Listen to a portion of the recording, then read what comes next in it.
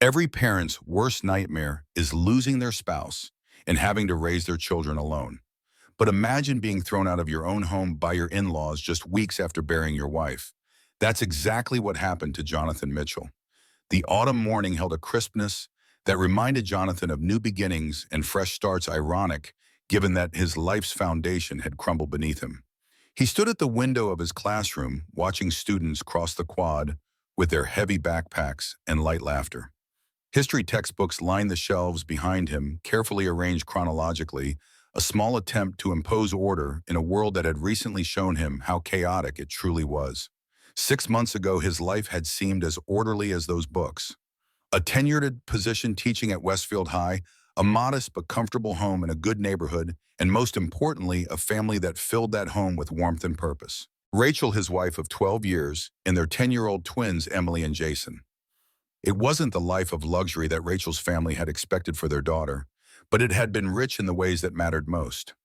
Jonathan had met Rachel at the university library during his graduate studies in history. She was tucked into a corner, Carol, surrounded by art books, sketching something in the margins of her notebook. Her blonde hair fell like a curtain across her face, and when she looked up at his approach, her green eyes held a warmth that made him forget whatever clever opening line he'd prepared. "You're in my usual spot," she said, but she was smiling. "I can move," he offered, already reaching for his books. "Or you could sit here and tell me why you're carrying around a biography of Theodore Roosevelt at 9 o'clock on a Friday night." That was Rachel, direct but never harsh, curious about everything and everyone. She came from the kind of family that appeared in the society pages of newspapers, but she wore faded jeans and paint-stained sweaters to class. Her father, Charles Blackwood, owned half the commercial real estate in the city. Her mother, Margaret, traced her lineage back to railroad barons and spoke in the clipped tones of someone who had never questioned her place in the world. Jonathan's family ran a small hardware store in a neighboring town. His father worked with his hands, knew the names of every customer, and believed that a man's worth was measured by his integrity rather than his bank account. When Jonathan brought Rachel home for the first time, his parents welcomed her with the kind of warmth that money couldn't buy. When Rachel brought Jonathan to meet the Blackwoods, the reception was decidedly cooler. Teaching is a noble profession, Charles had said during that first dinner, his tone suggesting it was anything but. Of course, private schools pay considerably more than public ones. Rachel's hand found his under the table. "Jonathan wants to make a difference in the community. He believes education should be accessible to everyone." Margaret had smiled tightly. How idealistic. Despite their disapproval, Rachel had chosen Jonathan. They were married in a small ceremony at her family's estate, though Margaret made it clear she would have preferred something grander. Rachel wore her grandmother's dress not because she couldn't afford something new, but because she loved the story behind it. Her grandmother had eloped during the Depression, choosing love over social expectations. "She was my inspiration," Rachel told Jonathan on their wedding night, sitting on the edge of their modest apartment's bed. "She taught me that real wealth has nothing to do with money." The twins arrived 2 years later, Emily with Rachel's artistic soul and thoughtful nature, Jason with Jonathan's determination and protective instincts. They lived simply but happily in a small house near the school where Jonathan taught. Rachel worked part-time at a local art gallery, more for the joy of it than from necessity. She had access to her trust fund, but they rarely touched it except for emergencies. "I want the children to understand the value of things," she would say, when Jonathan suggested they could afford something nicer. "I don't want them to grow up thinking money solves everything." The Blackwoods visited occasionally, always with subtle criticism disguised as concern. The house was too small. The neighborhood wasn't prestigious enough. Jonathan's salary was insufficient for raising their grandchildren properly. Rachel deflected their comments with grace, but Jonathan could see the strain it caused her. When the twins were 8, Rachel found the lump. She said nothing for weeks, hoping it would disappear, but Jonathan noticed her distraction during their evening walks. He noticed how she held her left arm differently, how she paused longer than usual when climbing stairs. "It's probably nothing," she said when she finally told him about the doctor's appointment. It wasn't nothing. The diagnosis was aggressive breast cancer, and despite the best medical care money could buy, the prognosis was grim. Rachel faced the treatments with the same quiet courage she brought to everything else. She made list instructions for Jonathan about the children's routines, their likes and dislikes, their fears and dreams. "Emily needs time to process emotions," she wrote in her careful handwriting. She'll want to draw about it before she can talk about it. Jason will try to take care of everyone else. Don't let him carry too much responsibility. During those long months of chemotherapy and radiation, the Blackwoods made their opinions clear. They wanted Rachel to come home to the estate where she could be properly cared for. They wanted the children to attend private school. They wanted Jonathan to accept a position at Charles's company, something with more security and prestige. They mean well, Rachel said, after a particularly tense visit from her mother. Do they? Jonathan asked gently. Rachel was quiet for a long time, staring out the window at the small garden she had planted when they first moved in. I think they're afraid, she finally said. Afraid that when I'm gone, they'll lose the children too. They won't lose them. We're family. Rachel looked at him then, and something flickered in her expression, a sadness he couldn't quite interpret. Promise me something, Jonathan. Promise me you'll remember that you're enough. Just as you are, you're enough. He promised, though he didn't understand why she seemed so worried about it. Rachel's health declined rapidly in the final months. She spent hours in her study writing letters and making phone calls she wouldn't discuss. Jonathan assumed she was handling her financial affairs, ensuring the children's education funds were properly managed. He was focused on being present for every moment they had left, treasuring the quiet conversations and gentle touches that would soon be memories. The day she died, holding his hand while the twins slept curled against her hospital bed, Rachel's last words were about the children. Take care of them. Help them remember that love is the only thing that lasts. The funeral was held at the Blackwood Family Church, a grand stone building where Rachel had been baptized as an infant. Margaret took charge of the arrangements, organizing a service that reflected the family's social standing more than Rachel's humble nature.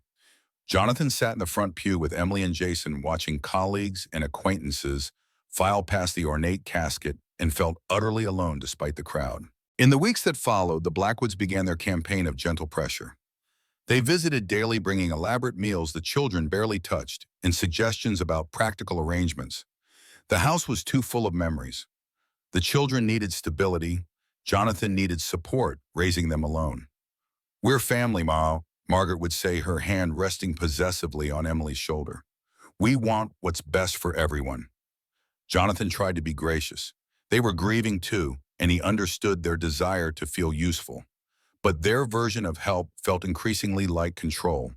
They criticized his parenting choices, his financial decisions, his plans for the children's future. When he mentioned enrolling the twins in public middle school, Charles made calls to private institutions without consulting him. We can afford to give them advantages, Margaret argued when Jonathan protested. Rachel would have wanted that. Rachel wanted them to have a normal childhood, Jonathan replied. She said so many times Rachel was sick. Margaret said, her voice gentling in a way that felt condescending. She wasn't thinking clearly toward the end. That night, Jonathan found Rachel's journal in her desk drawer. Her handwriting grew shakier as the entries progressed, but her thoughts remained clear and purposeful. She wrote about her love for him, her hopes for the children, and her growing concern about her parents' intentions. They see Jonathan as temporary, she had written just weeks before her death. They think grief will make him more pliable, more willing to accept their version of what's best. They don't understand that his strength comes from his principles, not his circumstances. I pray he remembers who he is when they try to change him. Reading those words, Jonathan felt Rachel's presence as clearly as if she were sitting beside him. She had known this would happen. She had tried to prepare him, but he had been too focused on losing her to hear the warning. The final confrontation came on a gray October morning, 6 weeks after the funeral. Jonathan was making breakfast when he heard the moving truck in the driveway. Through the kitchen window, he watched Margaret directing workers toward the house. "What's happening?" Emily asked, clutching her stuffed rabbit. "I don't know, sweetheart," Jonathan said, but his heart was already sinking. Margaret entered without knocking, her expression set with the kind of determination Jonathan had learned to fear. "We've made arrangements," she announced. "The children will be more comfortable at the estate, and you'll have time to figure out your next steps." "My next steps? You can't raise them properly on a teacher's salary," Charles said, following his wife into the kitchen. "Sarah's gone, Jonathan. The practical realities haven't changed just because we're all grieving."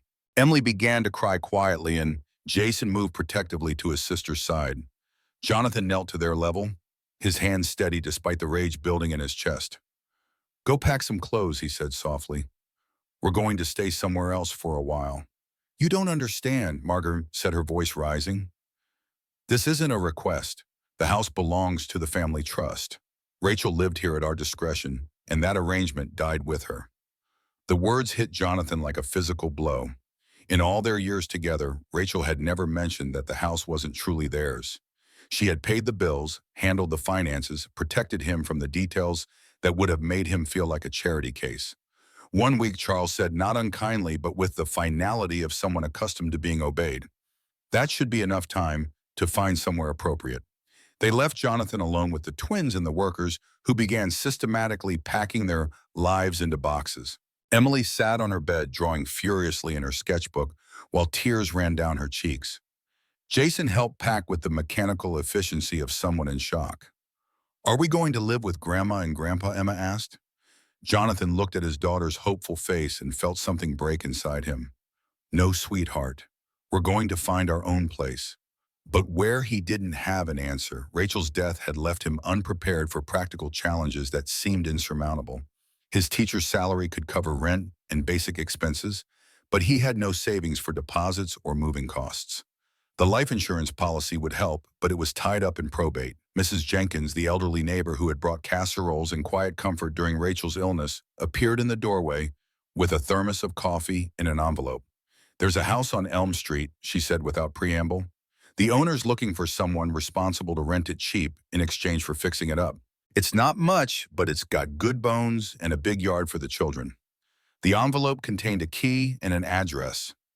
Jonathan stared at the offering, overwhelmed by the kindness of someone who barely knew him. "Why would you do this?" he asked. Mrs. Jenkins smiled, her weathered face creasing with warmth.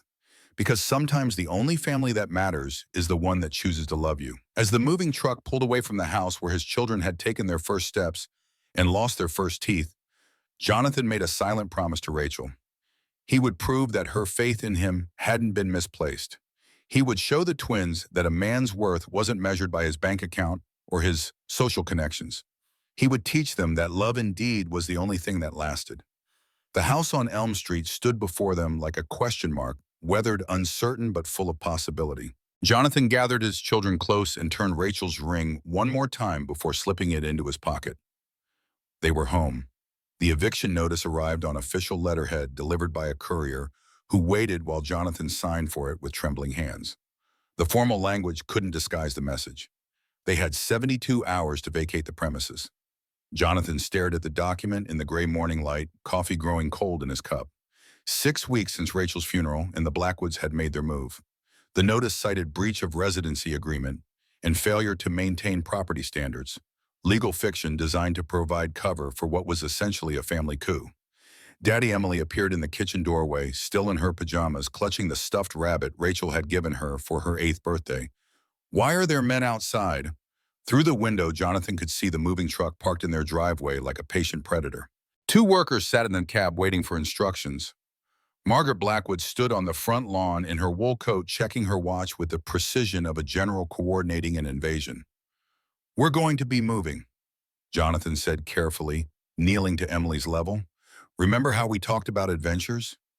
Emily's green eyes, so much like her mother's, filled with uncertainty. "But Mama's things are here. Her paints and her books and her garden." The garden. Rachel had spent countless hours nurturing the small plot behind the house, teaching the twins to plant seeds and tend seedlings. Emily had helped her choose the flowers while Jason had been fascinated by the vegetables. It was where Rachel had felt strongest during her illness, drawing energy from the earth and sunshine. Jason appeared beside his sister, already dressed and alert.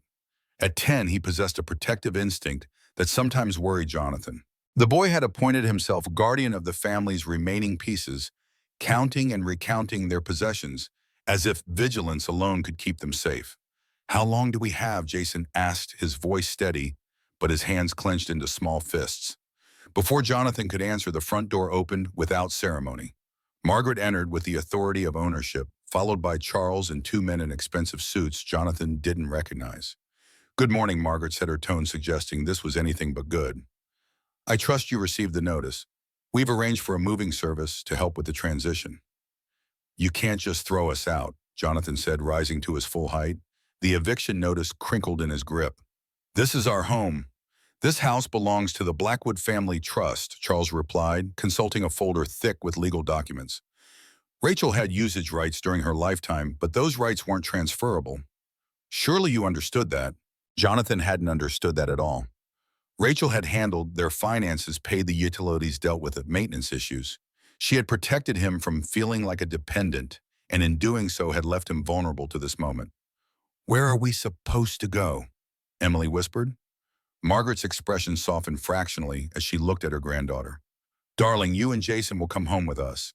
Grandfather has already arranged enrollment at Whitfield Academy, and your rooms are waiting at the estate. What about Daddy?"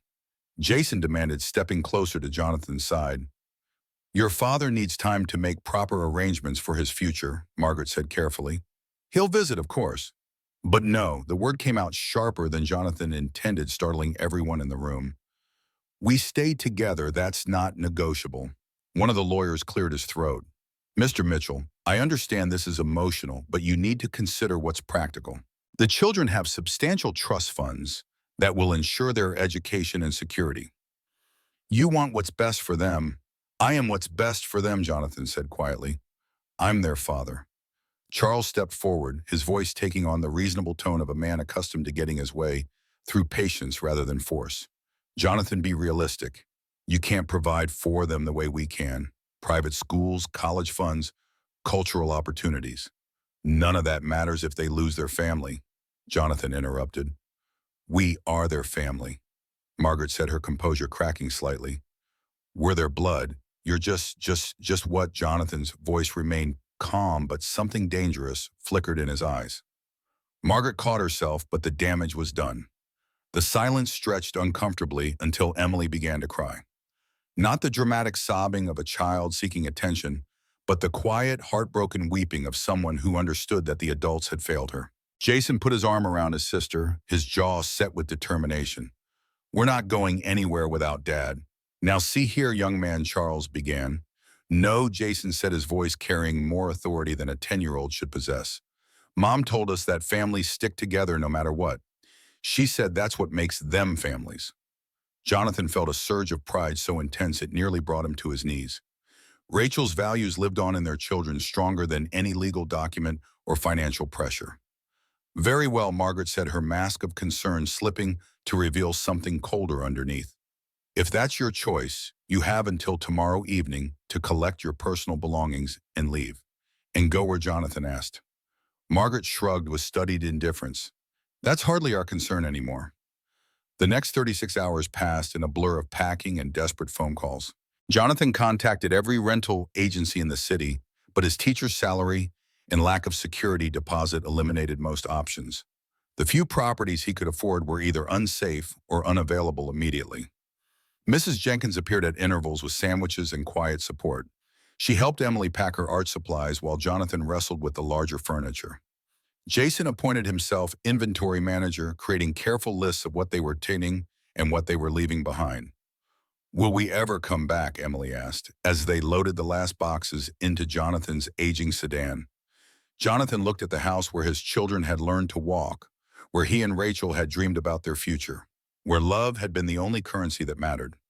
The garden was already showing signs of neglect, the late-season flowers drooping without Rachel's careful attention. "I don't know, sweetheart," he said honestly, "but wherever we go, we'll be together." The house on Elm Street looked like hope that had been abandoned and left to weather. The paint was peeling, the front steps sagged, and several windows were covered with plywood. But it had a roof, 4 walls, and a rent Jonathan could manage if he was careful. Mrs. Jenkins had driven them there in her ancient Buick, having insisted they needed a proper escort to their new home. She produced a key from her purse with the ceremony of a fairy godmother dispensing magic. "The owner's been looking for the right tenant," she explained as they stood on the cracked sidewalk. "Someone who will see the potential instead of just the problems." Inside the house smelled of dust and abandonment. The rooms were larger than Jonathan had expected, with high ceilings and hardwood floors hidden beneath years of neglect. Emily walked through the empty spaces like a small ghost, her footsteps echoing in the silence. "It needs work," Jason observed, with the practicality he'd inherited from both parents. "It needs love," Jonathan corrected, surprising himself with the certainty in his voice. "And we've got plenty of that." They spent their first night on air mattresses in the living room, sharing a pizza Mrs. Jenkins had insisted on buying. By lamplight, the room looked less forbidding, the shadows softer, the possibilities more apparent. Tell us about when you and Mama first moved in together. Emily requested, snuggling against Jonathan's side. So Jonathan told them about the tiny apartment near the university, how they'd furnished it with hand-me-downs and yard sale finds, how Rachel had painted murals on the walls to make it feel like home. He told them about the first dinner party they'd hosted, serving spaghetti on mismatched plates to friends who became family. Were you scared? Jason asked. Terrified, Jonathan admitted, but scared in a good way, like standing at the edge of something wonderful. Emma considered this seriously. Are we scared in a good way now? Jonathan looked around the empty room at his children's faces, illuminated by the warm glow of the lamp, and felt something shift inside him. The eviction notice had been meant to break him, to force him to surrender his children to a life he couldn't provide. Instead, it had freed him from the weight of other people's expectations. Yes, he said, pulling them closer. I think we are. Outside, the wind rattled the old windows, but inside their circle of light, the Mitchell family began the work of building a new home from nothing but love and determination. 3 months into their new life, Jonathan discovered that poverty was less about not having money and more about the constant mental mathematics of survival. He could tell you the exact cost of a gallon of milk at 3 different stores, knew which day the bakery marked down day-old bread, and had memorized the bus schedule that would get him to all 3 of his jobs with minimal transfers. Mornings began at 5:30 with substitute teaching at Roosevelt Elementary. Afternoons found him on construction sites learning to frame walls and install drywall with hands that had grown calloused and strong. Evenings were reserved for tutoring high school students in their affluent homes, where he sat at kitchen islands that cost more than his monthly rent and helped teenagers understand the historical significance of events that suddenly felt very personal. The teaching award from his previous school sat propped against the windowsill in his makeshift home office, a dusty corner of the living room where he graded papers by lamplight. The bronze plaque read, Jonathan Mitchell, Excellence in Education, 2019. Sometimes when exhaustion threatened to overwhelm him, he would look at those words and remember who he had been before grief and circumstance had redefined his life. Emily and Jason adapted to their new circumstances with the resilience that children possess but shouldn't need to use. They enrolled at Jefferson Middle School, a public institution that bore no resemblance to the private academies the Blackwoods had preferred. The building was older, the resources limited, but the teachers cared deeply about their students' success. Emily struggled most with the transition. She had inherited Rachel's sensitive nature, along with her artistic talent, and the chaos of their new reality manifested in her drawings. Where she had once sketched flowers and family portraits, her recent work featured dark, swirling storms and houses that looked perpetually on the verge of collapse. She's processing, explained Mrs. Chen, the school counselor, when Jonathan came for a conference. Children often express their emotions through art before they can verbalize them. The important thing is that she's still creating. Jason, meanwhile, had appointed himself the family's unofficial guardian. He walked Emily to her classes, helped her carry her art supplies, and deflected questions from curious classmates about why they had moved. At home, he insisted on helping with dinner preparation and household chores, his small face serious with self-imposed responsibility. You don't have to take care of everything, Jonathan told him one evening as they repaired a loose floorboard together. Mom said families help each other. Jake replied, not looking up from the hammer he was wielding, with careful precision. This is how I help. Their new neighborhood was a study in contrasts. Some houses were well maintained with tidy yards and fresh paint. Others, like theirs, showed the accumulated wear of deferred maintenance and economic struggle. But there was a sense of community here that had been absent from their previous life. Neighbors who checked on each other, children who played in the streets, without scheduled supervision, families who understood that wealth wasn't measured solely in dollars. Mrs. Jenkins lived 2 blocks away and had become their unofficial grandmother. She appeared regularly with casseroles, practical advice, and stories about surviving the Depression that put their current challenges into perspective. People think poverty is about lacking things, she told Jonathan as they watched the twins play in the backyard. But it's really about lacking choices. The trick is making sure your children understand the difference. The house itself was slowly yielding to their efforts. Jonathan had discovered a talent for renovation that surprised him. Weekends were devoted to painting walls, fixing leaky faucets, and coaxing life back into rooms that had been neglected for too long. Emily chose colors for her bedroom, soft blues and greens that reminded her of her mother's garden. Jason preferred practical improvements, better lighting for homework shelves for his books, a workspace where he could build the model airplanes that had become his latest passion. Their first small victory came when Jonathan managed to repair the front steps. He had salvaged lumber from a construction site and spent an entire Saturday measuring, cutting, and hammering. When he finished, the steps were level and sturdy, a small improvement that felt monumental. They look like real steps now, Emily observed, testing them carefully. They are real steps, Jonathan replied, wiping sweat from his forehead. Built to last. That evening, as they sat on their newly repaired front porch eating ice cream cones Mrs. Jenkins had brought over, Jonathan felt something he hadn't experienced since Rachel's death. Contentment? Not happiness exactly, that seemed too ambitious, but a quiet sense of accomplishment. The financial pressure was constant but manageable. Jonathan's 3 jobs provided enough income to cover rent, utilities, groceries, and basic necessities. There was no money for extras, no family vacations, restaurant meals, or new clothes unless absolutely necessary.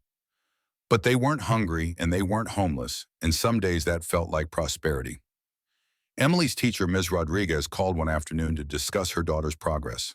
"She's incredibly talented," she said, "but I'm concerned about some of her recent work.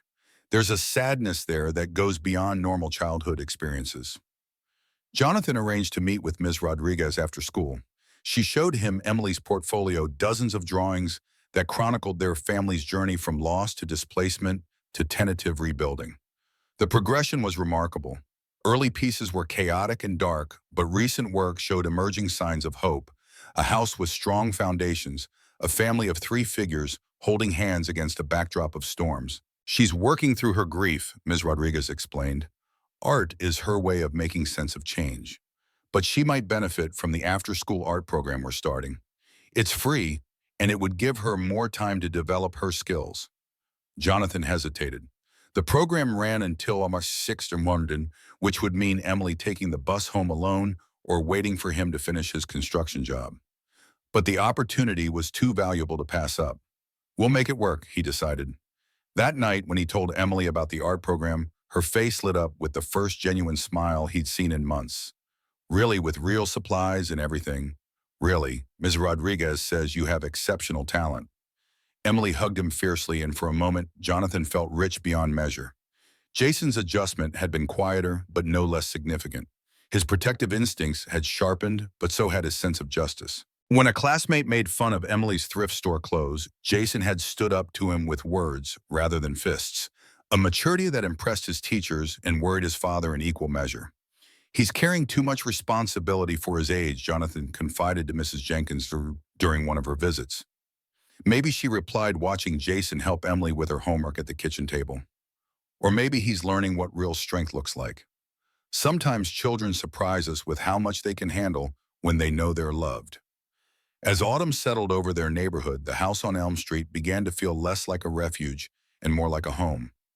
Jonathan had planted a small garden in the backyard, nothing as elaborate as Rachel's, but enough to provide fresh vegetables and give the children a connection to the earth their mother had loved. The teaching award caught the evening light from its place on the windowsill, its bronze surface reflecting the warm glow of their simple living room. Jonathan looked at it and realized that excellence in education wasn't just about curriculum and test scores. It was about teaching his children that their worth wasn't determined by their circumstances, that family was built through love and commitment rather than wealth and status. They were learning those lessons together, one repaired step at a time. 6 months after moving to Elm Street, Jonathan found Emily's art supplies hidden beneath a loose floorboard in her bedroom. The wooden box was lacquered mahogany, expensive and elegant, with Emily Claire Mitchell engraved on a small brass plate. Inside, nestled in custom-fitted compartments, were professional-grade watercolors, charcoal pencils, and brushes that cost more than Jonathan spent on groceries in a week. "Mom bought them for me," Emily explained when he asked, her voice small with worry. "She said they were for when I was ready to create something important. I was saving them." Jonathan lifted out a tube of ultramarine blue, feeling its weight and quality. Rachel had chosen each item, carefully investing in tools that would last a lifetime. The gesture was so typical of his wife, planning for a future she wouldn't see, ensuring their daughter would have what she needed to pursue her dreams. "I think you're ready now," he said gently. "Mom would want you to use them." That afternoon, Emily set up her easel in the backyard and began to paint. Her first piece was tentative, a simple landscape of their street with its modest houses and towering oak trees. But as the days passed, her confidence grew. She painted their house before and after Jonathan's renovations, capturing the transformation from neglect to care. She painted Jason building a birdhouse, his tongue poking out in concentration. She painted Jonathan reading on the front porch, looking peaceful in a way that surprised him. The art supplies became a bridge between Emily's past and present, a tangible reminder that some gifts transcended loss. When she worked with them, she spoke to her mother quiet conversations about color choices and composition that Jonathan pretended not to overhear. Jason's adaptation had taken a different form. He had discovered the neighborhood's informal network of boys who traded baseball cards, built tree forts, and engaged in elaborate games of capture, the flag that spanned multiple yards. For the first time since Rachel's death, he was acting like a typical 10-year-old rather than a miniature adult. Jonathan watched from the kitchen window as Jason played catch with Tommy Rodriguez, Ms. Rodriguez's nephew, who lived 3 houses down. The boys' laughter carried on the evening air, a sound Jonathan had worried he might never hear again. "He's making friends, Mrs. Jenkins observed, joining Jonathan at the window with 2 cups of coffee. She had taken to stopping by most evenings, ostensibly to check on their progress, but really because she enjoyed their company as much as they enjoyed hers.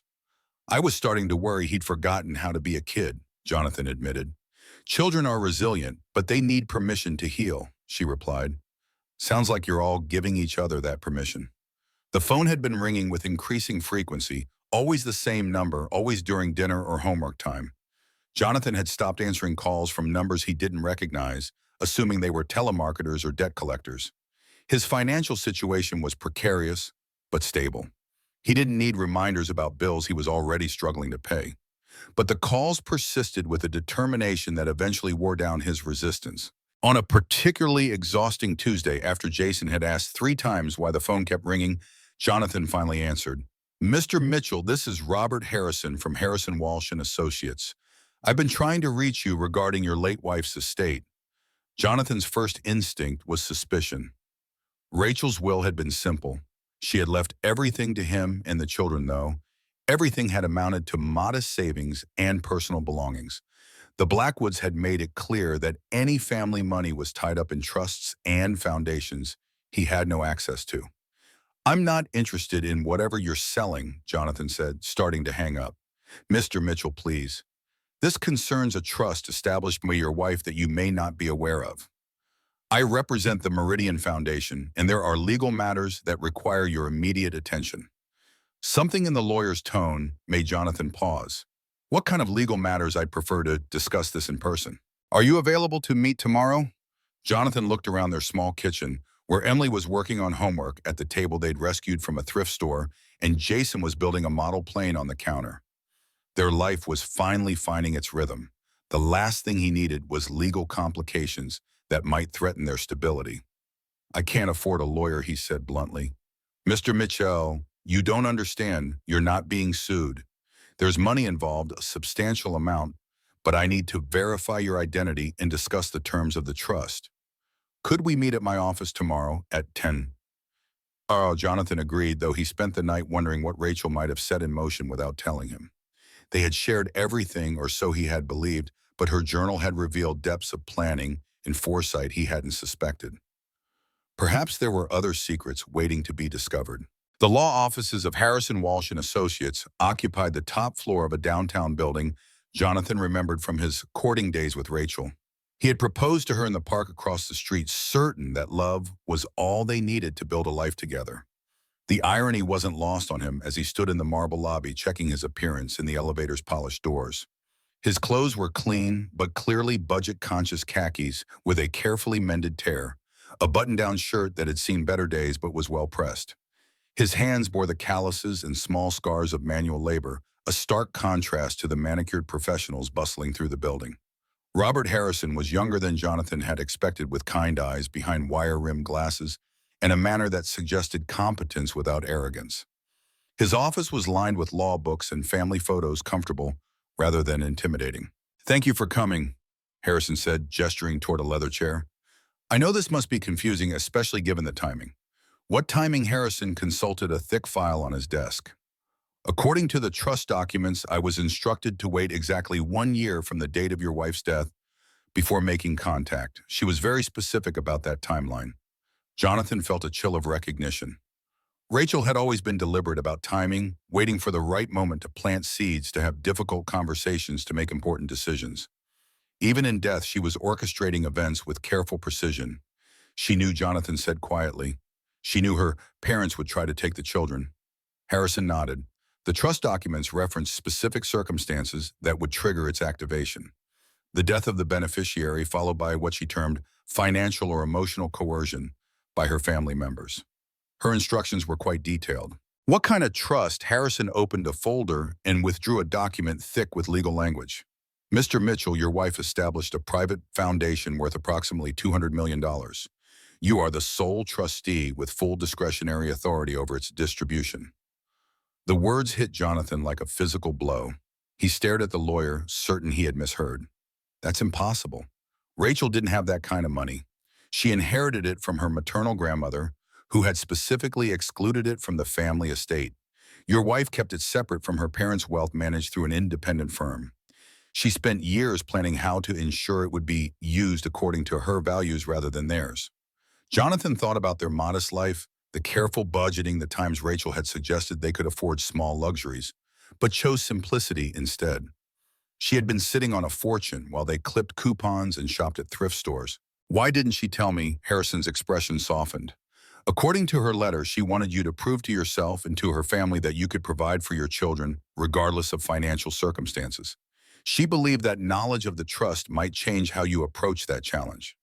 As Jonathan walked home through the city streets, the lawyer's words echoing in his mind, he realized that Rachel's final gift wasn't the money itself. It was the confidence that came from knowing he had already proven himself worthy of it. 8 months had passed since the Blackwoods had evicted Jonathan and the twins from their home. Winter had given way to spring, which had surrendered to summer, and now the first hints of autumn touched the neighborhood.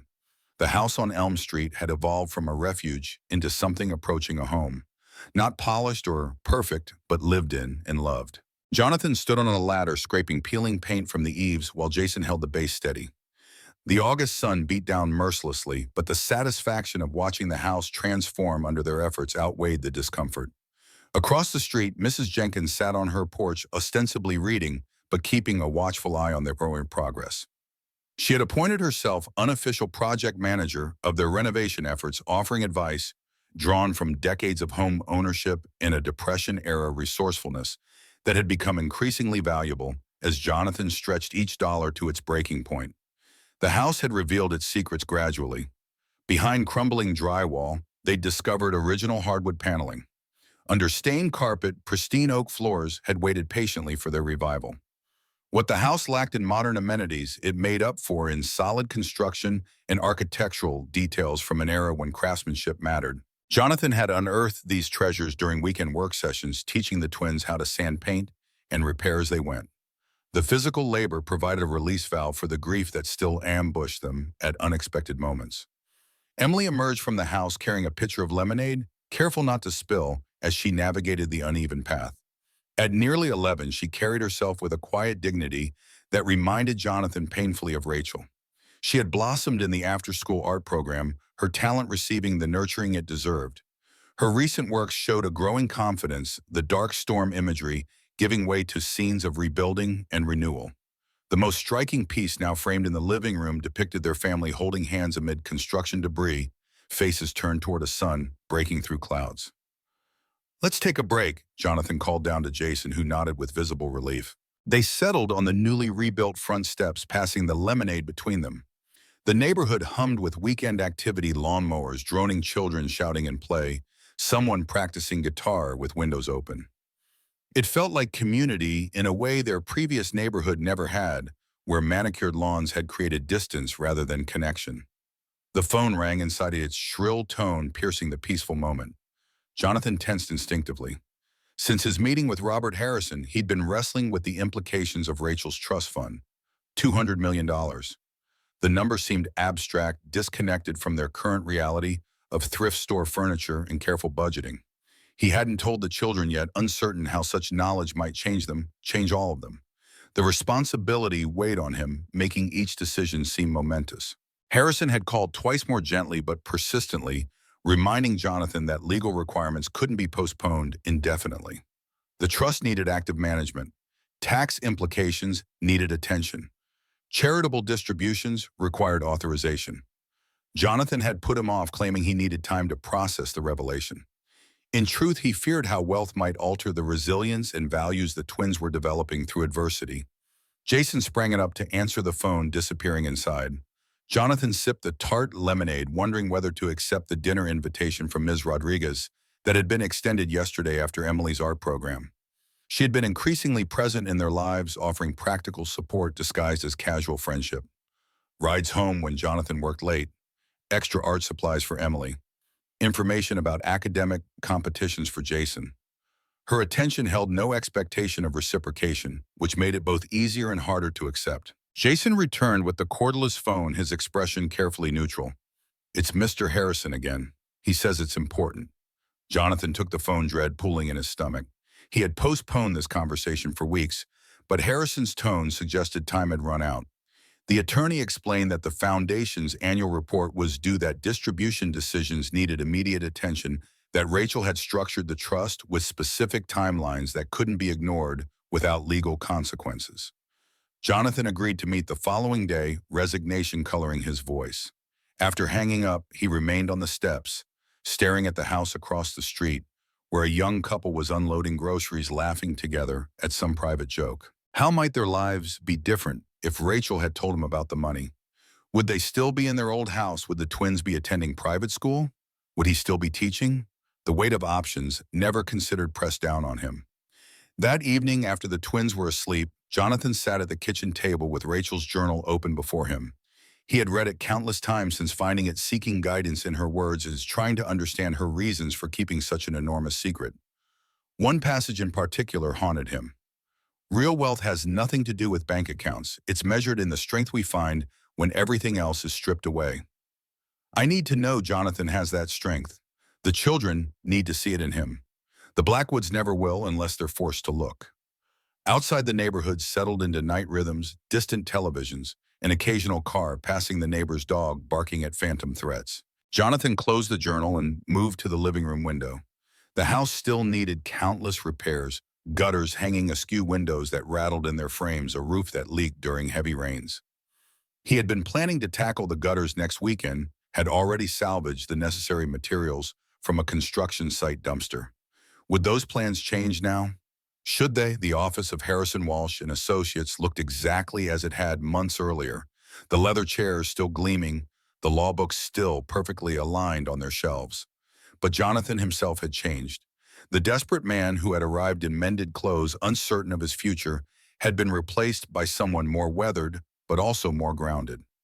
His hands still bore the calluses of physical labor, but he carried himself with the quiet confidence of a man who had faced his worst fears and survived. Robert Harrison welcomed him with the same understated professionalism, but his eyes registered the change in Jonathan's demeanor. He spread a series of documents across his desk, explaining the structure of the Meridian Foundation with patient clarity. Rachel had established it years earlier, using her inheritance from her maternal grandmother. She had deliberately kept it separate from the Blackwood family wealth, managed through independent advisors who shared her philanthropic values. The foundation supported literacy programs in underserved communities, arts education for low-income students, emergency assistance for families facing medical crises, or housing insecurity. The beneficiaries were precisely the kind of people Jonathan had come to know in their new neighborhood: working families whose precarious finances meant one illness or job loss could spell disaster. "But this isn't just about charity," Harrison explained, removing his glasses to clean them thoughtfully.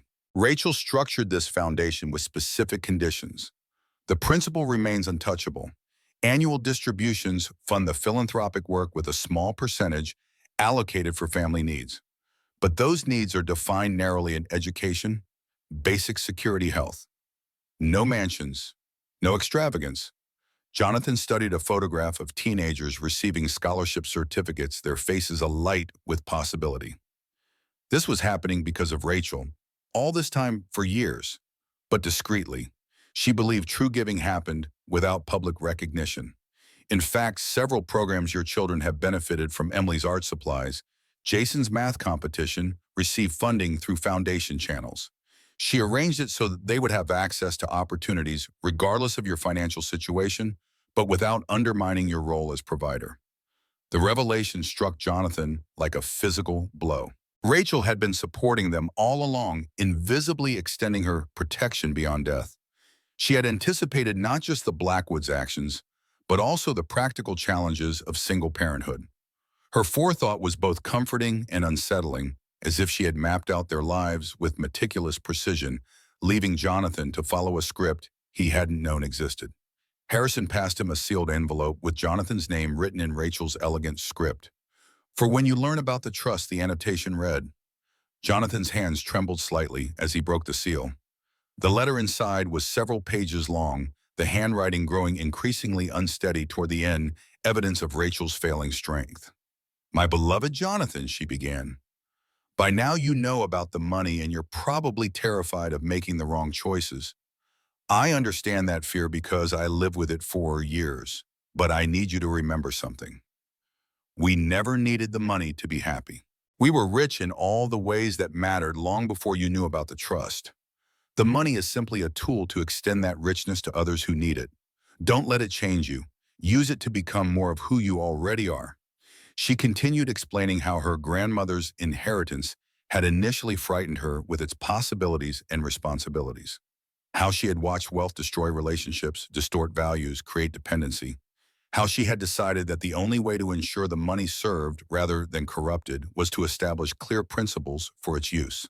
The foundation was her solution, a structure that channeled resources toward genuine need while preventing the kind of entitled excess she had witnessed in her own family.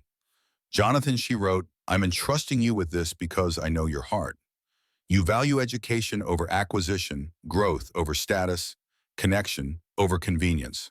The children will learn these values by watching you navigate this responsibility. Show them that wealth is measured by what you give, not what you keep. The letter continued with practical advice about managing the trustees, working with financial advisors, evaluating funding requests. But it was the final paragraph that brought tears to Jonathan's eyes. When you doubt yourself, and you will remember that I chose you not despite your background, but because of it.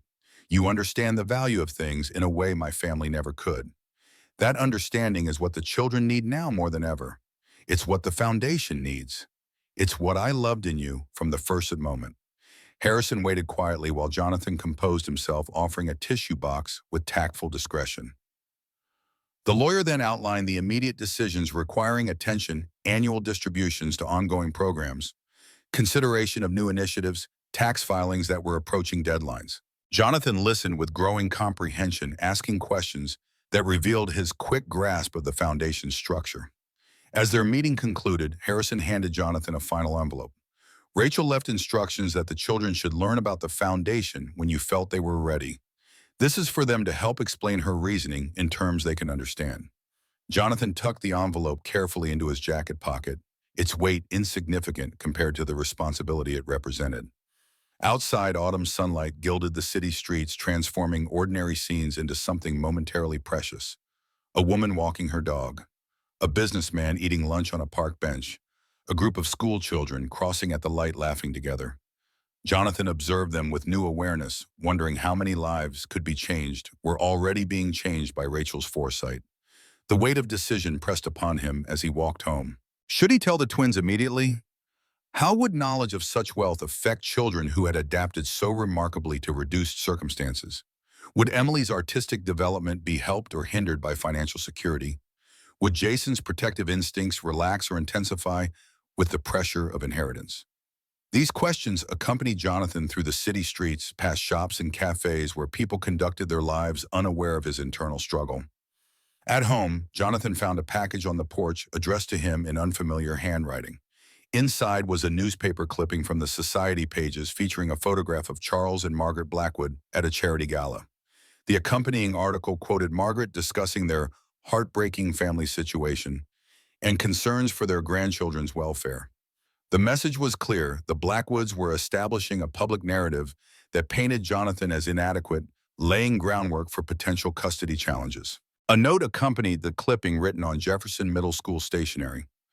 "Thought you should see this. The rumors are spreading. Watch your back. Mark Henderson." Jonathan hadn't spoken with his former colleague in months. The warning indicated the Blackwoods campaign extended beyond social circles into the professional community where Jonathan had once belonged.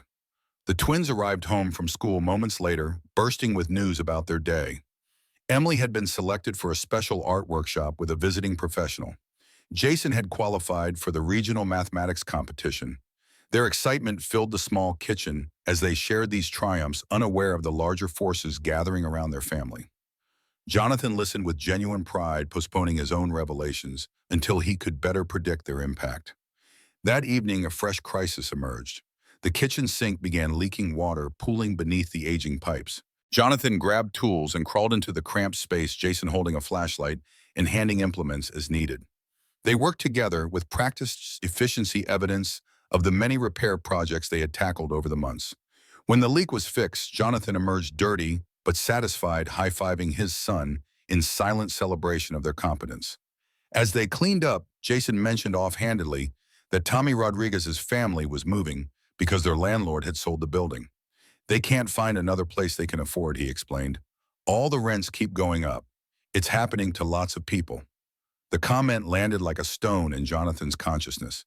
Here was immediate need directly connected to his children's lives that the foundation could potentially address.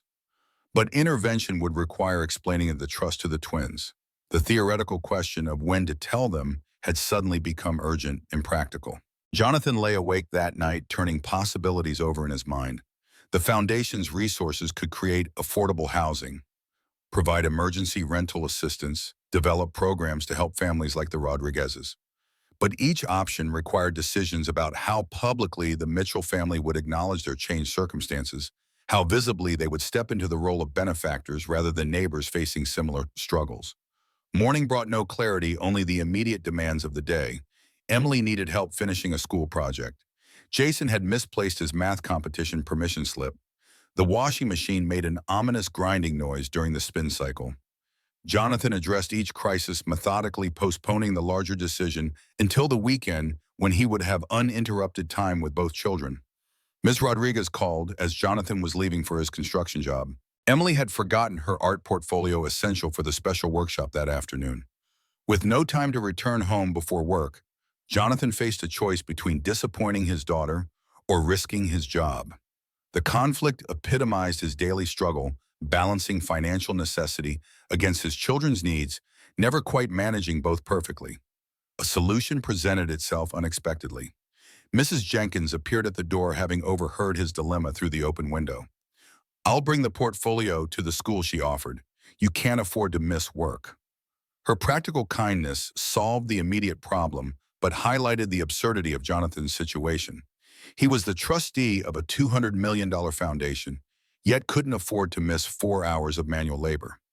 The contradiction followed him to the construction site, where he spent the day hanging drywall, alongside men whose financial challenges mirrored his own apparent circumstances.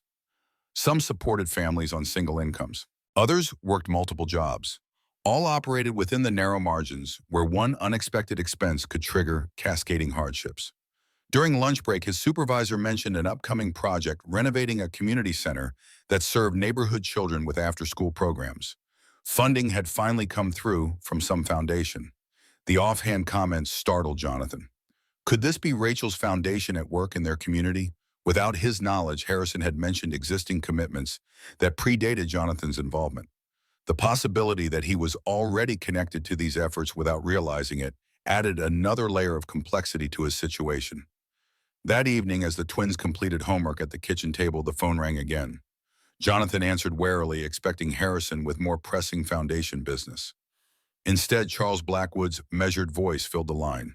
Charles explained that friends had spotted Jonathan at the construction site and expressed concern about his unfortunate circumstances. The implication hung unspoken: a man reduced to manual labor couldn't possibly provide adequately for his children. Charles proceeded with practiced diplomacy, suggesting that, for everyone's benefit, Jonathan might consider a more reasonable arrangement. The children could live primarily at the Blackwood estate, attending quality schools, while Jonathan could visit regularly and get back on his feet. The proposal was framed as generosity, but the underlying message was clear: surrender custody or face a legal battle the Blackwoods were prepared to finance indefinitely. Jonathan ended the call without committing to anything, his thoughts churning.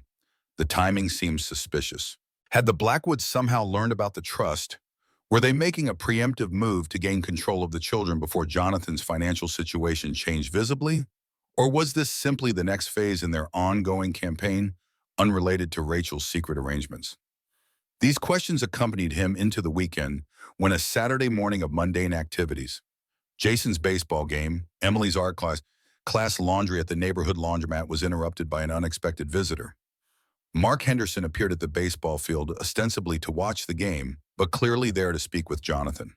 They sat on the bleachers, maintaining casual postures while discussing matters far from casual.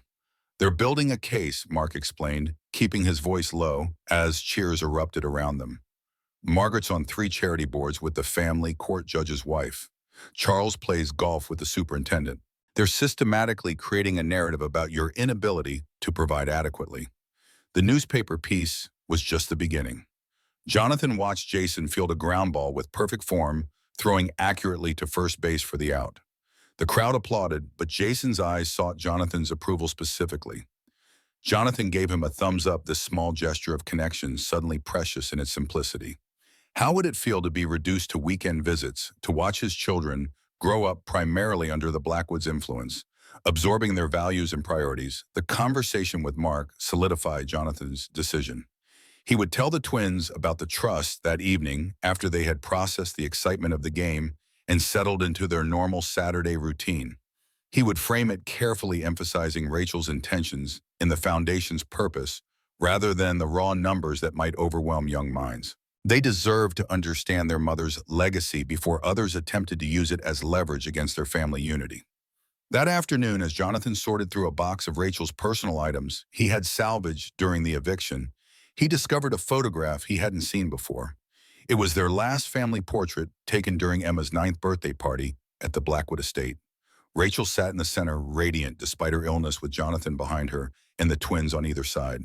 But the photo had been torn jaggedly, angrily separating Jonathan from his family. Someone, presumably Margaret, had kept the portion with Rachel and the children, discarding the piece that contained their father. Emily found him staring at the torn edge, his thumb tracing where his own image had been severed from theirs. "I saved it," she whispered, producing the missing piece from her jewelry box. "I saw Grandma throw it away after the funeral, but I snuck it out of the trash." Jonathan's hands shook as he fitted the pieces together. The tear was ugly, dividing the image like a scar, but the family was whole again. Emily had risked her grandmother's anger to preserve their unity, understanding something the adults had forgotten. "Should we tape it?" she asked. "No," Jonathan said softly. "Let's frame it just like this. Sometimes the broken places tell the most important part of the story." The photograph took its place on the mantel, a reminder that love could survive even deliberate attempts to destroy it. But it also marked a turning point in Jonathan's thinking about the trust fund revelation. For weeks he had wrestled with Sarah's secret, alternating between gratitude and bewilderment. Now, looking at the torn image, he began to understand her strategy. She had known her family would try to erase him from their children's lives. The money wasn't just inheritance. It was ammunition for a war she had foreseen but hadn't lived to fight. After dinner, Jonathan gathered the twins in the living room, the envelope from Harrison resting on the coffee table between them. He began carefully explaining that their mother had left them something important, something she had wanted them to know about when the time was right. Emily leaned forward, her artist's eyes studying Jonathan's expression for clues. Jason sat straighter, his protective instincts visibly engaging at the mention of new information about their mother. Jonathan explained about Rachel's grandmother's inheritance, how Rachel had kept it separate from the Blackwood family wealth, how she had established the foundation to help others while ensuring her own family understood that happiness didn't depend on money. He showed them the letter Rachel had written especially for them, watching their expressions shift from confusion to wonder as they absorbed their mother's words. She says she hid the money because she wanted us to learn that happiness doesn't come from having things, Emily read aloud. She says Dad is the best person she knows, and she wanted us to see how good he is at taking care of us before we knew about the money that could make it easier. Jason continued reading. She says rich kids sometimes grow up thinking money solves problems instead of learning to solve them themselves. She was worried we wouldn't know how to be strong if things were too easy. Jonathan watched their reactions closely, searching for signs of how this knowledge might change them.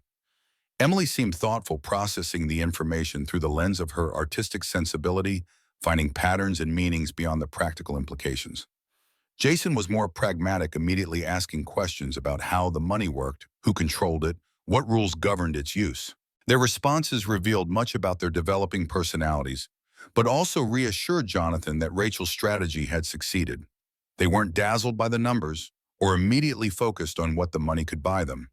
Instead, they were curious about their mother's intentions, seeking to understand her values rather than claim her resources. Jonathan explained the foundation's work, showing them materials Harrison had provided about the various programs it supported. Emily grew excited when she realized that her art program at school received funding from her mother's foundation. Jason was fascinated by the scholarship program for first-generation college students, many from backgrounds similar to Jonathan's own. So Mom was secretly helping people all this time? Jason asked, his voice filled with newfound pride. She believed charity should be private, Jonathan confirmed. About helping others, not about making the giver feel important. Emily studied a photograph of children at a summer reading program the foundation had sponsored. These kids got to read books because of Mom, she said wonderingly. Because of your family's commitment to education and opportunity? Jonathan corrected gently. The foundation operates in all our names, and now we get to decide together how to continue Mom's work. The conversation turned practical as Jonathan explained that the Blackwoods had discovered they were still living modestly despite having access to substantial resources. They don't understand why we'd choose this house in this neighborhood when we could afford something fancier, he said. They think it means I'm not taking proper care of you. Emily's response was immediate and passionate. But I like our house, I like my friends and my school, and the way we fixed everything ourselves. It feels more like ours because we worked for it. Jason nodded in agreement, his expression serious beyond his years. Having money doesn't mean you have to spend it all. Mom was rich, but she didn't act like Grandma and Grandpa. She was normal. The simplicity of their reactions brought tears to Jonathan's eyes. Rachel's gamble had paid off. The children had developed values that money couldn't buy, perspective that privilege rarely fostered. They understood instinctively what many adults never grasped, that worth wasn't measured in possessions but in purpose. As the evening progressed, they discussed practical implications. Yes, they would remain in their current house, though they could afford repairs done professionally rather than piecemeal by Jonathan. Yes, they would stay at Jefferson Middle School, though the foundation could help improve programs for all students. Yes, Jonathan would continue teaching once a suitable position opened up, because education was their family's core value. The foundation would allow them to help others without fundamentally changing their own lifestyle. They could support families like the Rodriguez's Fund Community Centers, create scholarship opportunities. They could extend Rachel's vision of quiet philanthropy, addressing needs they understood because they had experienced similar challenges. As the twins prepared for bed, Jonathan sensed a subtle shift in their family dynamic. Knowledge of the trust hadn't diminished his authority or their respect for him. If anything, understanding Rachel's intentions had strengthened their bonds, providing shared purpose beyond daily survival. They weren't just getting by anymore. They were continuing Rachel's legacy together.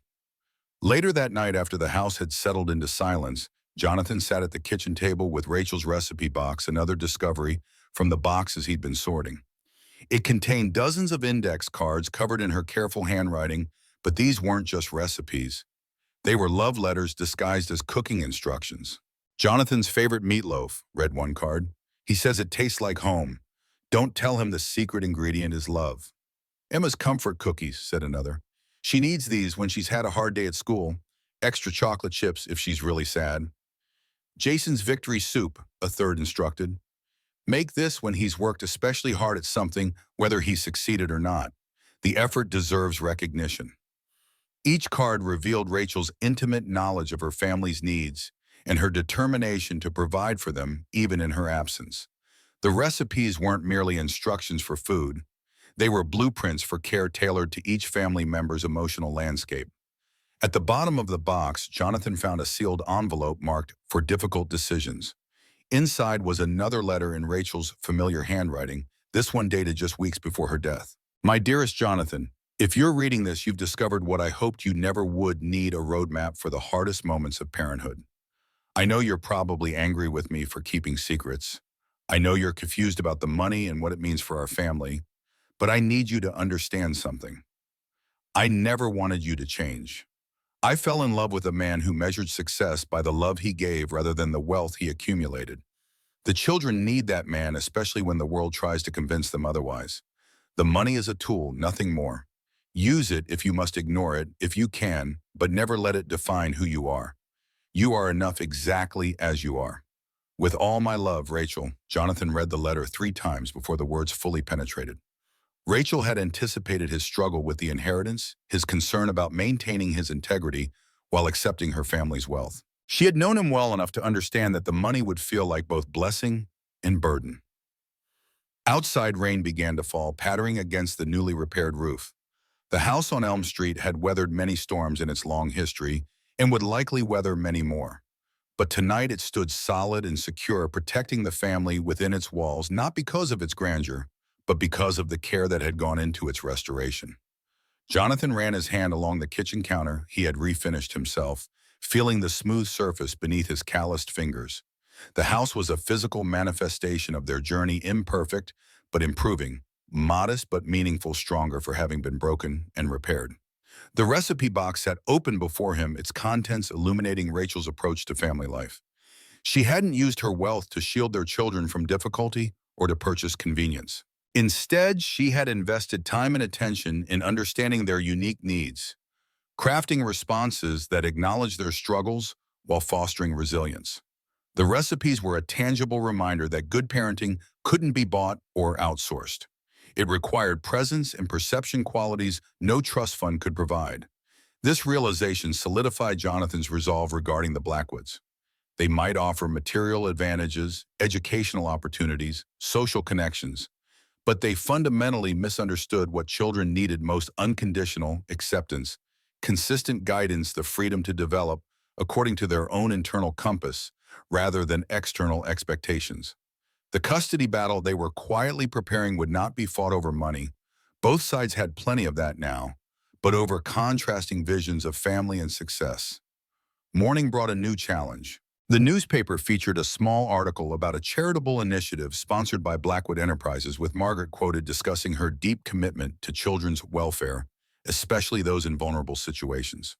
The language echoed social services terminology, another strategic move in the campaign to position the Blackwoods as more suitable guardians. Jonathan recognized the escalation for what it was. The Blackwoods were accelerating their timeline, perhaps sensing that something had changed in the Mitchell family's circumstances.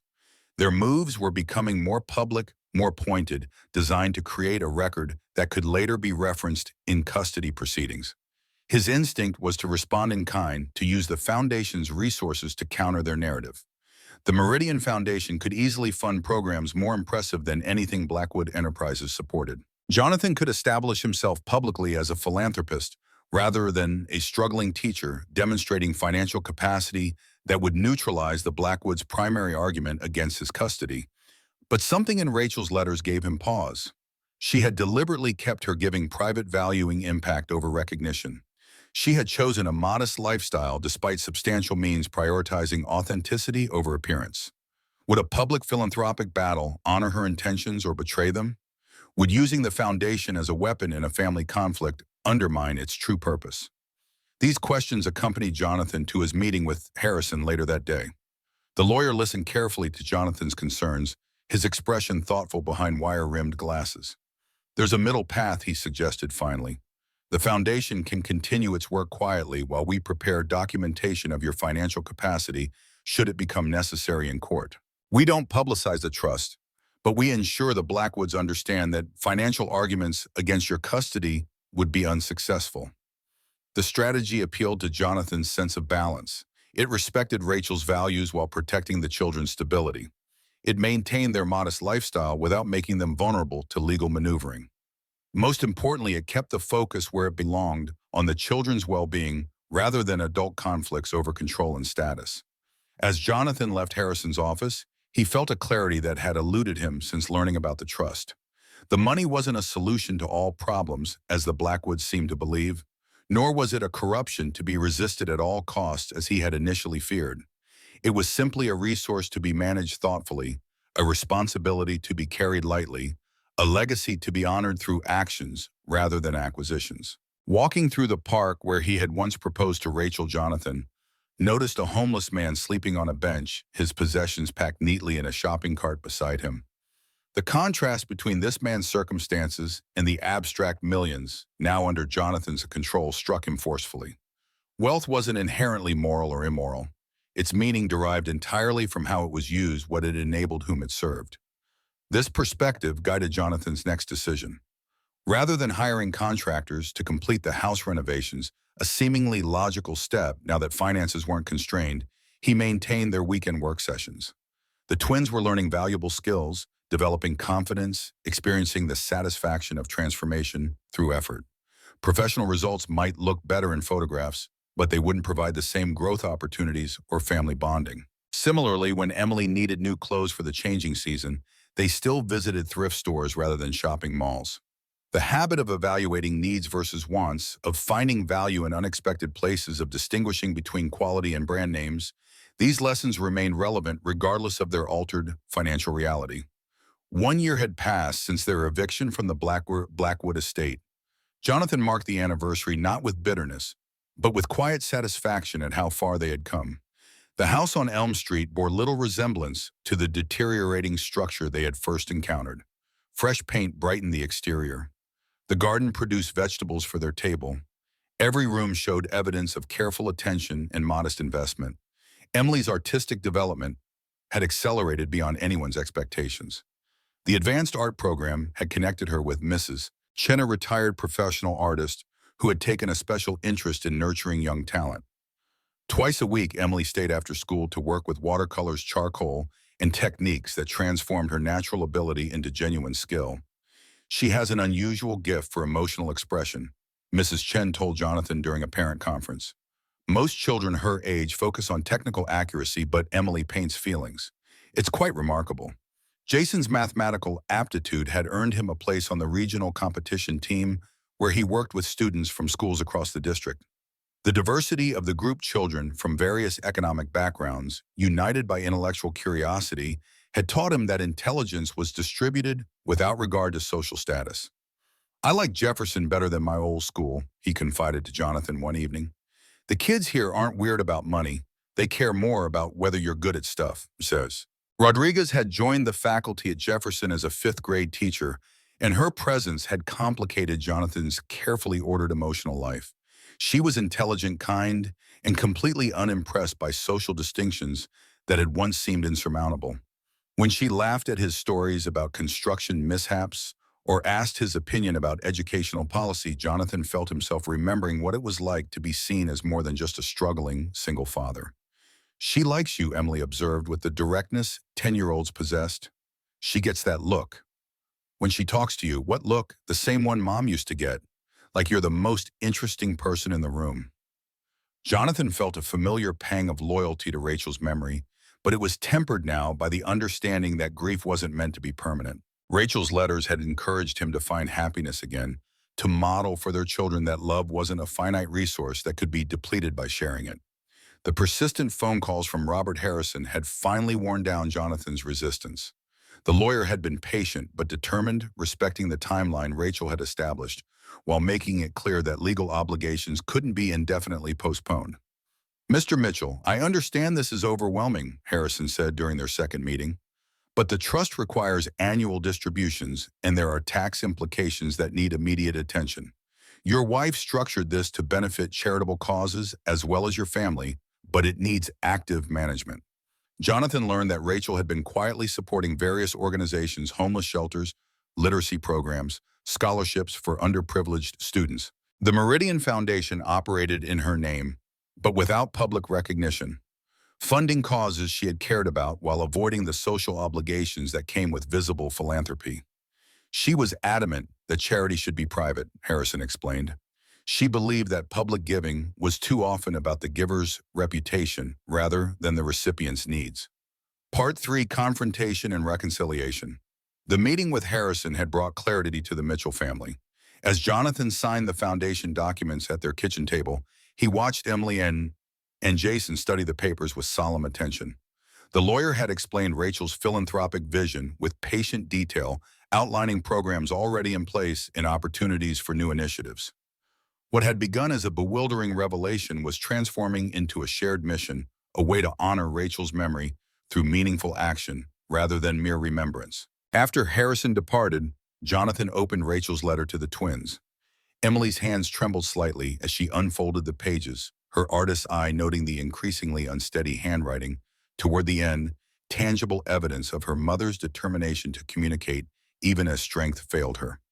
"My dearest Emily and Jason," she read aloud, her voice catching on the familiar greeting. "If you're reading this, your father has decided you're ready to understand something important about our family. The money this letter discusses isn't the most valuable thing I'm leaving you. The true inheritance is the lesson behind why I kept it secret for so long." Rachel explained how wealth could create dangerous illusions, that financial resources equaled personal worth, that spending power could replace thoughtful problem solving, that material comfort guaranteed happiness. She described watching wealth transform people she loved, her own parents included, into versions of themselves they wouldn't have recognized in their youth. "Your grandparents weren't always as you know them," she wrote. "They began with very little and worked tremendously hard. But somewhere along their journey, they started believing bank accounts mattered more than actions, judging people by possessions rather than character. I didn't want that future for you." She detailed her own struggle with inherited wealth, feeling simultaneously grateful for its security, yet troubled by its potential to distort perspective. "I chose simplicity not because money is inherently corrupting, but because I wanted to remember what truly matters. I wanted you to develop that clarity without the confusion wealth often creates." The letter continued with specific guidance for each child. For Emily, encouragement to use her artistic gifts not just for personal expression, but to help others see truth more clearly. For Jason, recognition of his protective instincts with direction toward broader justice concerns rather than merely family defense. For both, their mother's enduring love shown through careful forethought that had created this moment from beyond the grave. As they finished reading, Emily wiped tears from her cheeks, while Jason sat motionless, processing emotions in the contained manner that had become his hallmark during difficult moments. Jonathan watched them carefully, searching for signs of how this knowledge might reshape them, for better or worse. Emily spoke first, her artistic sensibility connecting patterns others might miss. "She did this for us," she said softly. "Not just setting up the money, but planning everything this way. She made sure we'd learn important lessons first before knowing about being rich." Jason's response was characteristically pragmatic, his analytical mind immediately focusing on implementation. "So what happens now? Do we decide together what to do with the foundation money? How does that work?" Harrison had explained the foundation's operating guidelines. Annual distributions must support charitable causes while the principal remained untouched, ensuring perpetuity. The family could draw modest amounts for educational needs and basic security, but extravagance was structurally prohibited. Rachel had created safeguards against the very wealth-driven distortions she'd witnessed in her own family. The lawyer had outlined programs already receiving support: literacy initiatives, arts education, emergency housing assistance, scholarship funds. Many operated in their current neighborhood in addressing needs the Mitchell family had experienced firsthand during their months of financial struggle. "So Mom was secretly helping people who needed money even while we were pretending not to have any?" Jason asked, his expression reflecting newfound admiration for his mother's foresight. "She believed true giving happens without recognition," Jonathan confirmed. "She funded programs anonymously, focusing on impact rather than reputation."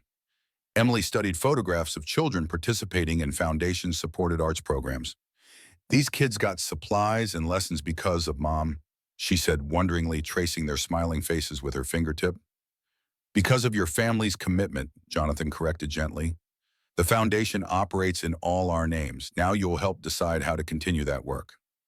Their conversation shifted to practical implications.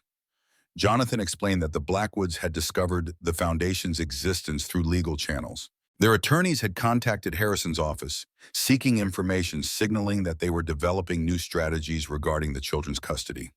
Financial inadequacy could no longer serve as their primary argument for separation. Jason immediately cut to the core question with characteristic directness. Does this mean we're moving back to a fancy house? Are we going to private school now? The question crystallized the choice before them. They could retreat to their former lifestyle, leveraging foundation resources to recreate material comfort, or they could maintain their current circumstances, enriched by hard-earned perspective, but unburdened by financial anxiety. Their decision would signal their true values to themselves, to the Blackwoods, and to Rachel's memory. "I like our house," Emily said firmly. "I like my friends and my art class and Mrs. Jenkins. I don't want to go back to that neighborhood where nobody talks to each other." Jason nodded agreement. "Jefferson Middle School is better anyway. The math team is really good, and I have actual friends there, not just kids whose parents know each other." Jonathan felt profound pride at their responses. Rachel's strategy had succeeded beyond expectation. The children had developed values money couldn't buy, perspective through struggle, appreciation through scarcity, connection through necessity. They had learned to distinguish between wants and needs, between appearance and substance, between comfort and growth. "Then we stay," Jonathan decided. "We'll use the foundation to help others, but we keep the life we've built together." The decision brought immediate clarity. They would complete necessary repairs on the Elm Street house, but maintain its modest character. They would remain at Jefferson Middle School while discreetly supporting programs benefiting all students. Jonathan would continue substitute teaching until a suitable permanent position opened. Their daily habits of resourcefulness would evolve but not disappear. The foundation's resources would flow outward to their community rather than inward to personal consumption. That evening, while preparing dinner using one of Rachel's recipe cards, Jonathan watched the twins at the kitchen table. Emily sketching design ideas for foundation educational materials, Jason calculating optimal distribution percentages with the focused intensity he brought to mathematical challenges. They had embraced responsibility without succumbing to entitlement, finding purpose in stewardship rather than ownership. The phone interrupted this peaceful scene.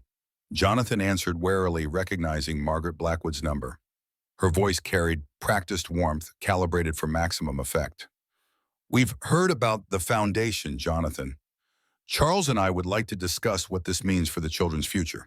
Perhaps you could bring them for dinner this weekend." The invitation, though cordial, contained implicit threat. The Blackwoods were adapting their strategy, shifting from confrontation to negotiation, now that financial leverage had been neutralized. Their ultimate goal remained unchanged, influencing, controlling, or potentially claiming the children, but their tactics had evolved with circumstances. Jonathan arranged a meeting at the Blackwood estate for the following Saturday, recognizing that postponement would only intensify tension. Better to address the situation directly, establish boundaries, clearly demonstrate that their family unity remained non-negotiable, regardless of altered financial status. The days before the meeting brought unexpected complications. Mark Henderson called with disturbing information. The Blackwoods had hired a private investigator to document the Mitchell family's activities. Discreet surveillance had been occurring for weeks, gathering evidence potentially useful in custody proceedings. Though they could no longer argue financial inadequacy, they might still claim questionable parenting decisions, inappropriate living conditions, or insufficient attention to developmental needs. This knowledge transformed ordinary activities into potential evidence. When Jonathan worked late at his construction job, was he neglecting his children? When Emily attended afternoon art programs, were her transportation arrangements safe? When Jason played with neighborhood friends, was he receiving proper supervision? Actions that had previously seemed like reasonable adaptations to circumstances could be reframed as parental failings through motivated interpretation. Harrison advised documenting their family life, systematically creating records of school attendance, extracurricular achievements, medical appointments, community involvement. This defensive cataloging felt intrusive, turning private family moments into potential legal exhibits. But Jonathan recognized its necessity in their asymmetrical battle. The Blackwoods could afford legal teams' expert witnesses, prolonged proceedings.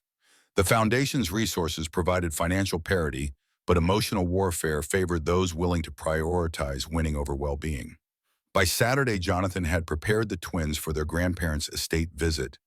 They had discussed potential questions, rehearsed respectful but firm responses, established signals for situations requiring parental intervention.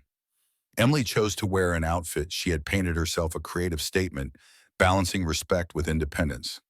Jason compiled a portfolio of academic achievements in math competition, certificates, evidence of thriving, despite changed circumstances. The Blackwood estate loomed against the autumn sky, its manicured grounds, an imposing architecture designed to communicate prestige and permanence. Jonathan felt the familiar tightening in his chest that accompanied visits to this monument to wealth and status. But the sensation lacked its former intensity. Financial revelation had neutralized the estate's intimidation factor. Jonathan now recognized its opulence as a choice rather than achievement, one expression of resources among many possibilities, not an inherent marker of success. Margaret answered the door personally, her cashmere sweater and pearl necklace serving as subtle reminders of the lifestyle she represented. Her smile contained genuine warmth for the children mingled with calculated assessment of Jonathan.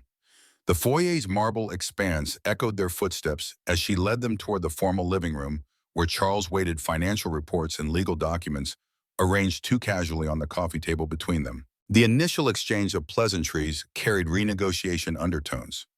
The Blackwoods' demeanor had shifted from condescension to cautious respect, from dismissal to strategic inclusion. They inquired about school activities, neighborhood developments, renovation progress with newfound interest in the life they had previously deemed inadequate. Their questions probed for weaknesses in the family's narrative, inconsistencies, frustrations, regrets that might provide leverage for influencing future decisions. Charles broached the trust fund directly after preliminary conversation exhausted its purpose. "We were surprised to learn about Rachel's independent foundation," he said, his measured tone masking complex emotions. "She never mentioned establishing something separate from the family's philanthropic efforts." Jonathan recognized the statement's dual purpose, expressing genuine hurt at their daughter's secrecy while emphasizing the distinction between Mitchell and Blackwood charitable endeavors. It positioned Rachel's choices as rejection rather than redirection, division rather than distinction. She wanted the foundation to reflect specific values. Jonathan responded carefully. She believed philanthropy should focus on impact rather than recognition, addressing root causes rather than symptoms. She structured it to ensure those priorities remained central, regardless of who managed it. Margaret's smile tightened almost imperceptibly. "And now you're managing it despite having no experience with financial matters of this magnitude. Surely you recognize the potential benefits of more experienced guidance." Jonathan understood the offer beneath the question. The Blackwoods were proposing involvement in foundation management, a seemingly reasonable collaboration that would create dependency and influence extending beyond money itself. Their wealth management experience was genuine, their business acumen proven through decades of success. But their values remained fundamentally opposed to Rachel's vision, prioritizing prestige over purpose, control over empowerment. "The foundation has excellent financial advisors," Jonathan replied evenly. "Rachel selected them specifically for their alignment with her philanthropic priorities. They're providing all the guidance we need while we learn stewardship responsibilities." The conversation pivoted to the children's education, another battlefield disguised as concern. Charles outlined private institution advantages, smaller classes, advanced curricula, expanded extracurricular opportunities, networking potential. His description emphasized tangible benefits, while implying Jefferson Middle School's inherent inadequacy for children with substantial resources. Emily surprised everyone by responding directly, her artist perspective cutting through pretense to emotional truth. "I like my school," she stated simply. "My art teacher really sees me not just what I can do, but who I am. The kids are real, not just trying to impress each other. I'm learning more than just subjects." Jason reinforced his sister's position with characteristic practicality. "The math team competes against all the private schools, and we're winning. My coding club builds actual programs that help community organizations. I'm getting better education than most private school kids because I'm using what I learned, not just memorizing it. Their articulate defense of public education clearly surprised the Blackwoods, who had expected children to be naturally drawn toward privilege and exclusivity. Margaret recovered quickly, redirecting toward compromise. Perhaps we could consider a hybrid approach to continuing at Jefferson while supplementing with private tutoring, enrichment programs, cultural experiences we could provide during holidays and summers. The suggestion represented strategic retreat rather than surrender, accepting current educational placement while establishing the Blackwoods as essential contributors to development. It created regular contact opportunities, positioned them as educational experts, implicitly criticized Jonathan's capacity to provide comprehensive enrichment. We're already supplementing their education, Jonathan countered.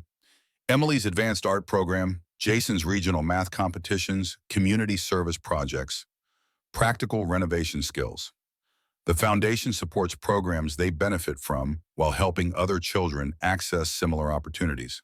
And the statement reasserted parental authority while emphasizing values the Blackwoods consistently overlooked: a community connection, practical competence, service orientation.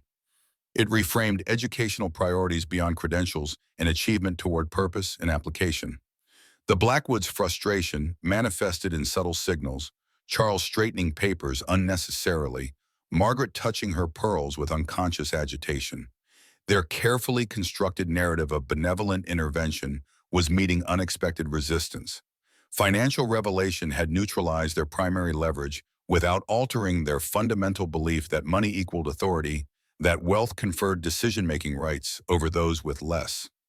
Charles shifted to more direct approach, abandoning pretense for clarity. The foundation changes circumstances considerably, he acknowledged, but our concerns about the children's environment remain valid. That neighborhood is still inappropriate regardless of your financial situation. The house remains inadequate despite your commendable renovation efforts. Your work commitments still limit your availability during critical developmental periods. The criticism struck at Jonathan's deepest insecurities, the fear that despite his best efforts, his children deserved better than he could provide. But experience had taught him to distinguish between genuine inadequacy and manufactured standards designed to exclude. He had witnessed his children's resilience, their growth through challenge, their capacity to find value in experiences money couldn't buy. Before Jonathan could respond, Emily placed her sketchbook on the coffee table, opening to her most recent series. The drawings chronicled their family journey from grief through eviction to rebuilding. Early pieces showed chaos and darkness evolving gradually towards stability and hope. The final image depicted their current home surrounded by neighbors, friends, and community connections represented through interlinking hands. "I brought these to show you what our life is really like," she explained, her voice steady despite the emotion visible in her expression. "It was hard at first, really hard, but we're not just okay now, we're good. We have people who help us because they care about us, not because they have to. We fixed our house ourselves, so it feels like it's really ours.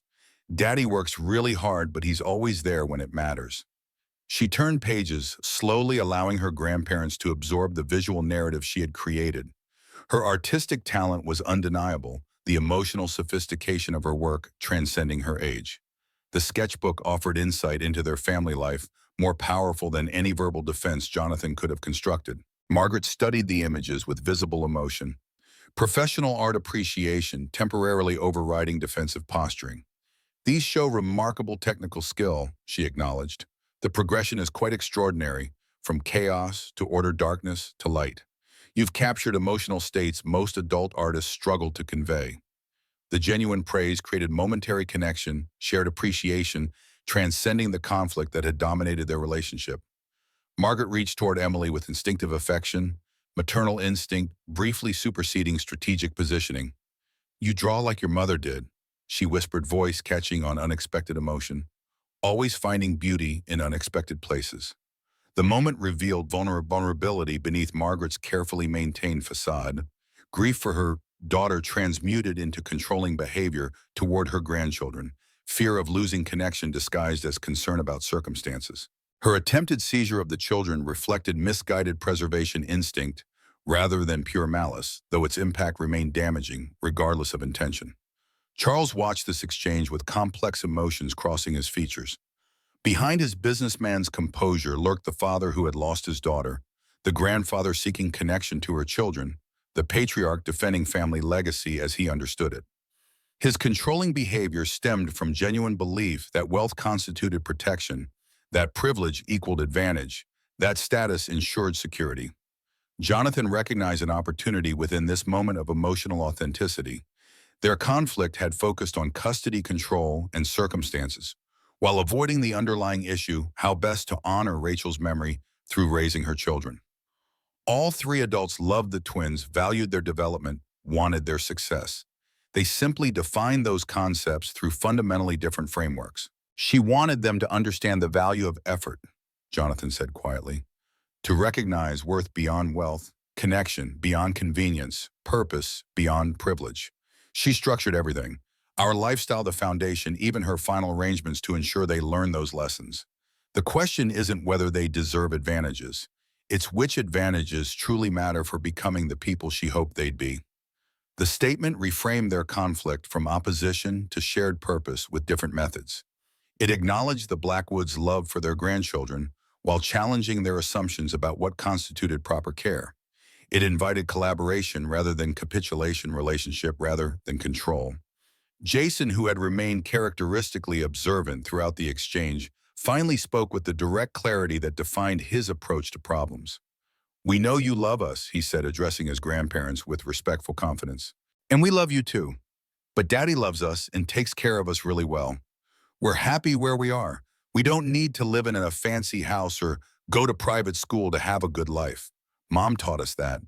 His simple articulation of their family values carried weight beyond his years. He had distilled their complex situation to its essence, distinguishing love from control, comfort from necessity, preference from requirement. He offered connection without concession, relationship without surrender. The statement created space for resolution rather than victory. The Blackwoods could maintain meaningful relationships with their grandchildren without controlling their circumstances. They could contribute to their development without undermining their father's authority. They could honor their daughter's memory by respecting her chosen partner rather than attempting to erase him from their grandchildren's lives. Charles set aside his documents with deliberate care, the businessman yielding to the grandfather. "We just want what's best for them," he said, his voice stripped of its earlier authority. "We want to honor Rachel's memory by ensuring they have every opportunity." Emily reached across the coffee table to touch his hand, bridging the emotional distance their conflict had created. "The best thing for us is stability," she said gently. "We've been through enough changes. We don't want to change anymore." Jason reinforced his sister's position with characteristic directness. "We know you love us, but Daddy loves us too, and he's been taking good care of us. We're happy where we are." Their unified position, expressed without coaching or coordination, demonstrated the family bond Jonathan had fostered through months of shared struggle and adaptation. They had developed resilience that privilege might have prevented, perspective that comfort often obscured appreciation, that abundance frequently diminished. Their defense of their modest life revealed values Rachel would have recognized and celebrated. Margaret studied them with newfound perception, seeing beyond circumstances to the developing characters of her grandchildren. "They're quite extraordinary," she acknowledged, addressing Jonathan directly for perhaps the first time. "Independent, articulate, principled. Rachel would be proud of how they're turning out." The statement represented significant concession, acknowledging Jonathan's successful parenting despite circumstances she had deemed inadequate. It created opening for relationship recalibration, for boundaries that respected his authority while allowing grandparental involvement. Jonathan reached into his jacket pocket and withdrew a carefully prepared envelope. He passed it to Charles, whose expression reflected cautious curiosity as he examined the contents. Inside was a legal document transferring ownership of a modest three-bedroom home on Maple Street, one neighborhood over from Elm Street, significantly nicer but far from luxurious. The mortgage had been paid in full through the foundation. "We're not rejecting stability or security," Jonathan explained. "We're just defining it differently than you might. The children will have college funds, financial security, resources to pursue their dreams. But they'll also understand that money is a tool for helping others, not just for personal comfort." He showed them the foundation's updated mission statement, written with input from Emily and Jason. The document outlined their commitment to supporting families in crisis educational opportunities for underserved communities and arts programs that gave children creative outlets during difficult times. The stated values reflected lessons learned through their own experience, recognition of housing, insecurity's impact, appreciation for education's stabilizing influence, understanding of art's healing potential. Rachel would be proud of this, Charles said quietly, reading about scholarship programs that would help students like Jonathan had once been talented but unable to afford elite education without assistance. She always believed in helping people help themselves. Margaret's composure finally broke completely as she understood what she had almost destroyed through her controlling behavior. "We were so afraid of losing them that we nearly drove them away," she whispered, tears falling freely. "Just like we did with Rachel." The admission hung in the air between them, acknowledging patterns that had damaged their relationship with their daughter and threatened to repeat with their grandchildren. Their daughter's marriage to Jonathan hadn't been just about love. It had been about rejecting the shallow priorities that had characterized her upbringing. Her foundation wasn't merely charitable. It was corrective, establishing values her family of origin had overlooked in pursuit of status and control. "You haven't lost them," Jonathan said gently, "but you have to love them as they are, not as you think they should be. You have to respect the life we've built together instead of trying to replace it with something you consider better." Emily approached her grandmother tentatively, offering her sketchbook. "Would you like to see more of my drawings? I've been painting the people who helped us when we needed help. Mrs. Jenkins, Ms. Rodriguez, the neighbors who became our friends." As Margaret turned the pages, tears streaming down her face, she saw her granddaughter's world through artistic eyes that had learned to recognize beauty and kindness rather than luxury. The portraits were loving tributes to ordinary people who had shown extraordinary compassion. "They're beautiful," Margaret said, her voice thick with emotion. "You've captured something special in each face, the goodness that shines through when people care about others." Jason moved to stand beside his sister, his protective stance softening as he watched his grandparents genuinely engage with their life and achievements. "We could show you our school sometime," he offered cautiously, "if you want to see where we're learning and who our friends are." The gesture was small but significant, an invitation to be part of their real lives rather than demanding they conform to different expectations. It represented the kind of relationship Rachel had always hoped for, one based on mutual respect and genuine interest rather than social obligation. Charles nodded slowly, understanding that acceptance of their choices was the price of maintaining family connection. "We'd like that very much," he said, "and perhaps you could tell us more about the Foundation's work. Your father and Rachel have created something remarkable." As they prepared to leave, Margaret handed Emily a small wrapped package. Inside was a simple gold locket containing a photograph of Rachel as a child sitting in a garden, much like the one she would later create with Jonathan. "She always preferred flowers she could pick and give away," Margaret said softly. "Even as a little girl, she understood that the best things in life were meant to be shared."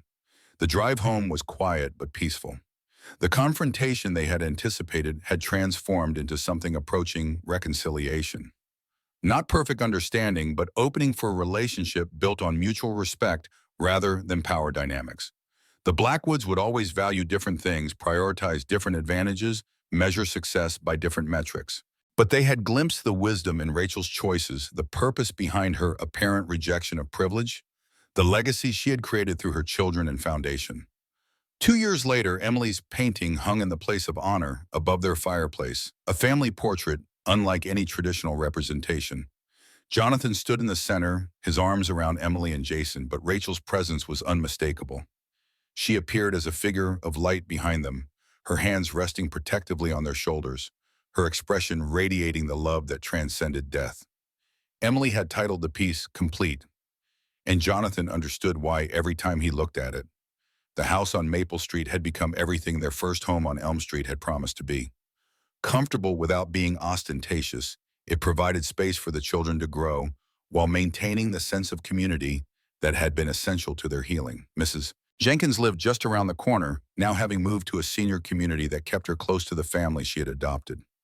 She still appeared for dinner twice a week, regaling them with stories and dispensing wisdom that had guided 3 generations through life's complexities.